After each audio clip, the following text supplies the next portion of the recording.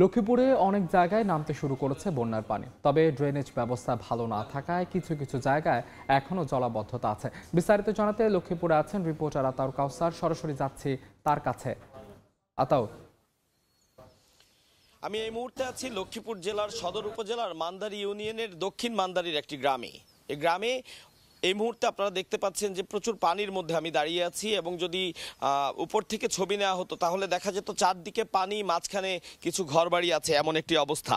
তো চারদিকে পানি হওয়াতে এই ঘরবাড়িগুলোতে আসা যাওয়া করতে প্রচণ্ড বেগ পোহাতে হচ্ছে মানুষকে, কারণ প্রচুর পানি। এখানে আসা যাওয়ার ক্ষেত্রে নৌকাই এখন একমাত্র বাহন।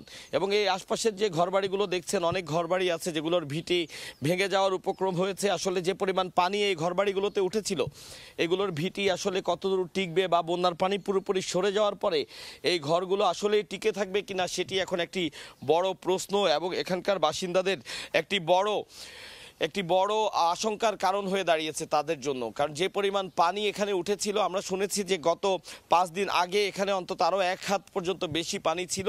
সেই পানি গত 4-5 দিনে অনেকটাই নেমেছে, কিন্তু এখনও যে পরিমাণ পানি আছে সেই পানি কিন্তু খুবই ধীর গতিতে নামছে। আমরা এখানে আসার সময় দেখেছি এখানে পাশে একটি খাল আছে, ওয়াবদা খাল, যে খালটি এদিক দিয়ে মান্দারি হয়ে লক্ষ্মীপুর হয়ে আবার মেঘনা নদীতে গিয়েই পড়েছে। তো এখান থেকে মান্দারি যাওয়ার পথে এই খালটিতে আমরা দেখেছি প্রচুর ময়লা বিভিন্ন জায়গায় জমে আছে, যার কারণে কোনোভাবেই পানি বের হতে পারছে না। এবং এখানে অনেকগুলো ব্রিজ দেখেছি, যে ব্রিজগুলো একেবারেই ফ্ল্যাট বেডেড ব্রিজ, এবং সেই ব্রিজগুলো নিচ দিয়ে আসলে পানি বেড়ে গেলে আর পানি বা ময়লা সরে যাওয়ার কোনো উপায় থাকে না, বা পানি প্রবাহের পরিমাণ তখন অত্যন্ত কমে যায়। তো এখানকার স্থানীয় যারা বাসিন্দা তারা বলছেন যে একসময় এই খালগুলোতে নৌকা চলতো, যেই নৌকা চলতো সেই নৌকাগুলোর কারণে মানুষ চলাফেরা করতে পারতো, এবং সে পরিমাণ পানিও সুন্দরভাবে প্রবাহিত হতে পারতো। সে সময় এখানে যেই ব্রিজগুলো ছিল সেই ব্রিজগুলো এমনভাবেই নির্মিত হয়েছিল যাতে নিচ দিয়ে নৌকা চলাচল করতে পারে, এবং অতিরিক্ত ময়লা কচুরিপানা কিছু আসলেও সেগুলো অনায়াসে ব্রিজের নিচ দিয়ে সরে যেতে পারতো।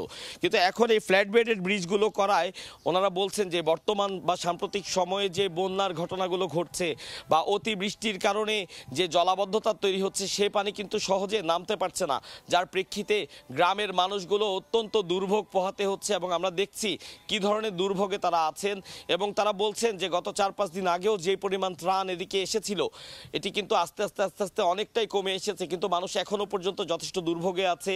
তারা খেতে পারছেন না, তাদের রান্নাঘরগুলো পানির নিচে তলিয়ে গেছে, শুকনো খাবারই তাদের একমাত্র ভরসা। সেক্ষেত্রে মানুষ যদি ত্রাণ দেয়া বন্ধ করে দেয়, আসলে তাদের অনেককে না খেয়ে থাকতে হবে, এমনটি আশঙ্কা তাদের। তো লক্ষ্মীপুর জেলার সদর উপজেলার মান্দারির দক্ষিণ মান্দারি থেকে বন্যার সর্বশেষ পরিস্থিতির এই খবর ছিল আমার কাছে। বন্যা পরিস্থিতির সবশেষ খবর জানতে সরাসরি যুক্ত ছিলাম লক্ষ্মীপুরে।